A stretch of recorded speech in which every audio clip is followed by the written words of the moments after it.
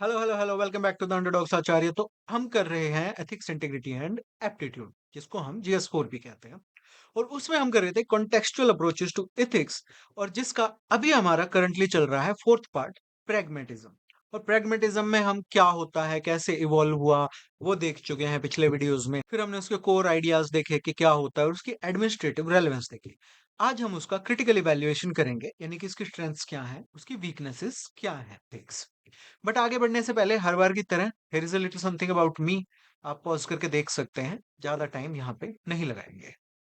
But lecture शुरू करें उससे पहले प्लीज लाइक कर दो, शेयर कर दो, सब्सक्राइब कर दो और नोटिफिकेशन आइकन दबा दो। शेयर तो जरूर कर देना, बिकॉज आपके इस छोटे से स्टेप से मेरी बहुत हेल्प हो जाती है। मेरे सब्सक्राइबर्स अभी कम है और यही मेरी कमाई है। तो पहले हम देखेंगे स्ट्रेंथ्स ऑफ प्रेगमेटिज्म। तो वही तीनों थिंकर्स हैं, पियर्स, जेम्स एंड ड्यूई।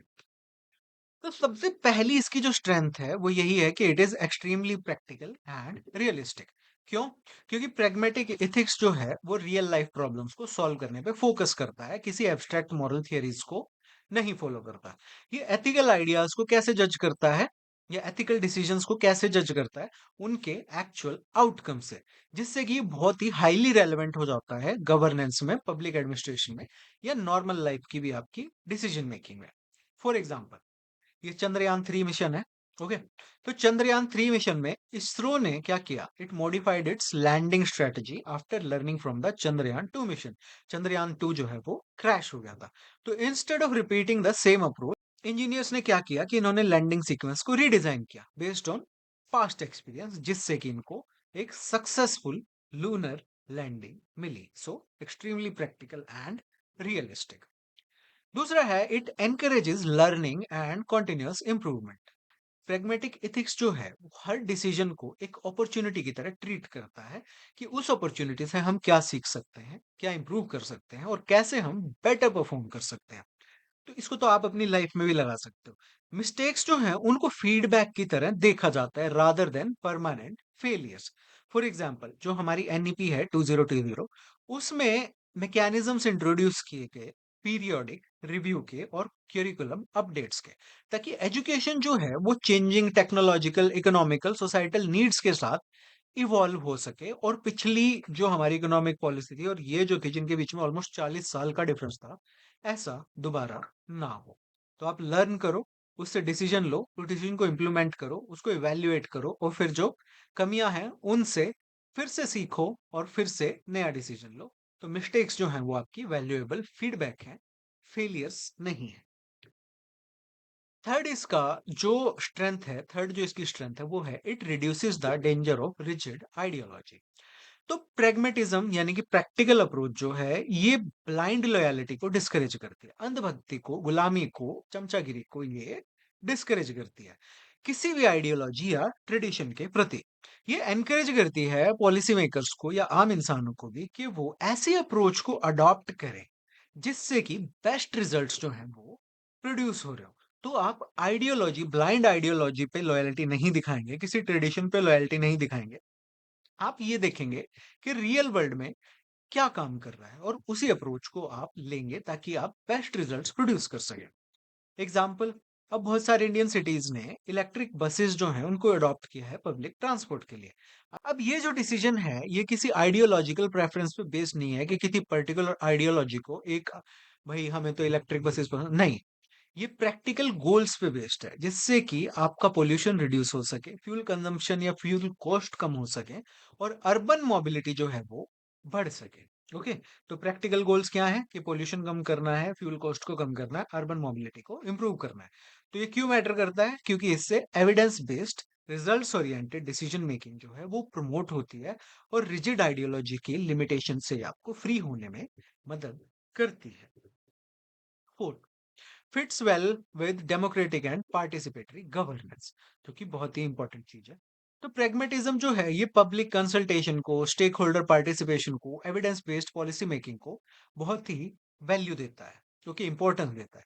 तो बेटर डिसीजंस तब आते हैं जब गवर्नमेंट्स जो हैं वो सिटीजन्स की, एक्सपर्ट्स की और अफेक्टेड कम्युनिटीज की बात को एक्चुअली सुनते हैं। फॉर एग्जाम्पल, जो आपका draft digital personal data protection bill था, उसमें पब्लिक कंसल्टेशन हुई थी, कमेंट्स इनवाइट किए गए थे सिटीजन से, इंडस्ट्री बॉडीज से, टेक्नोलॉजी एक्सपर्ट से, सिविल सोसाइटी से। Before it being finalised.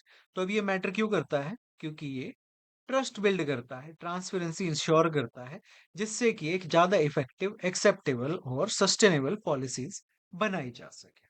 Fifth इसकी जो स्ट्रेंथ है वो है कि it is highly suitable for complex, fast changing modern problems, जैसे कि climate change, artificial intelligence, pandemic, cyber security. ये रैपिडली इवॉल्व होते रहते हैं चैलेंजेस। तो प्रैग्मेटिक एथिक्स जो है ना, वो क्या कहता है? Adapt, learn, improve as new information emerges. तो मॉडर्न चैलेंजेस जो हैं, जैसे कि हमने देखे, ये रैपिडली इवॉल्व करते हैं, और प्रैग्मेटिक एथिक्स जो है वो गवर्नमेंट्स को, पॉलिसी मेकर्स को एक चांस देती है, एक एवेन्यू देती है, एक स्पेस देती है कि वो इन नई इमर्जिंग प्रॉब्लम्स से अडेप्ट कर सके अपनी पॉलिसीज को, जैसे जैसे नई नॉलेज और सर्कमस्टांसेस इमर्ज करते हैं। फॉर एग्जांपल, इंडिया की ड्रोन पॉलिसी है। 2018 से पहले बहुत ही हाईली रिस्ट्रिक्टिव रेगुलेशंस थे उसमें। 2018 में जो ड्राफ्ट पॉलिसी आई, उसने इन रिस्ट्रिक्शंस को थोड़ा ईज किया और फ्रेमवर्क को टेस्ट किया।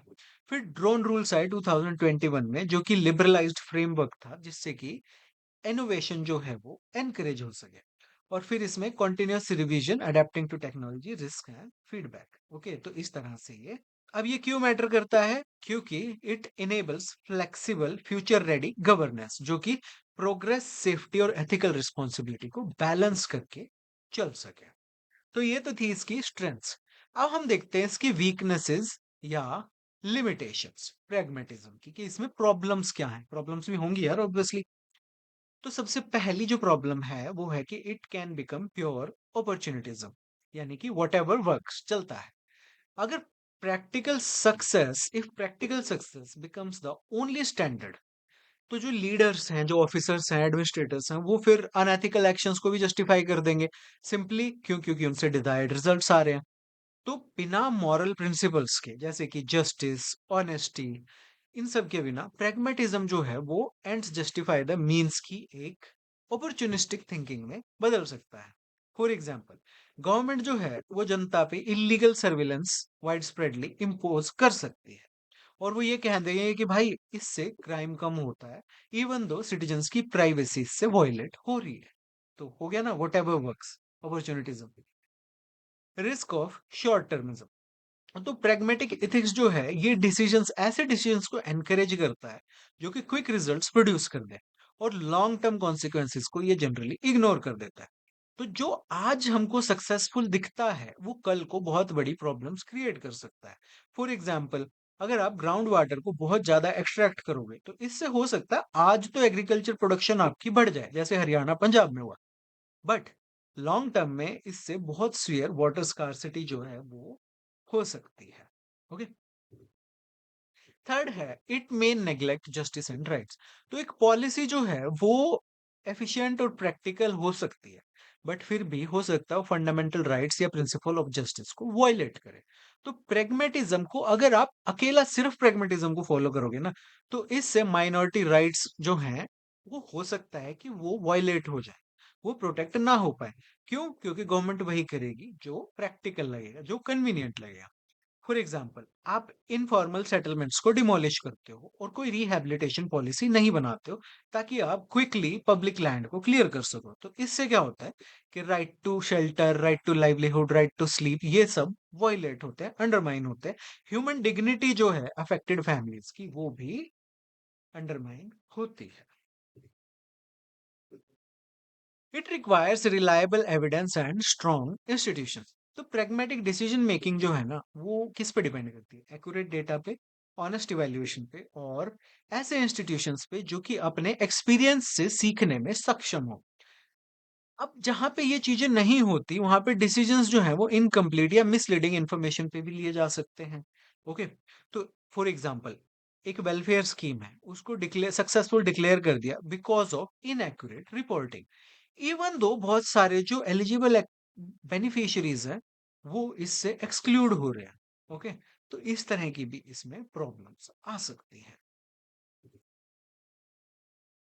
फिफ्थ है कि it can be misused to justify frequent policy changes.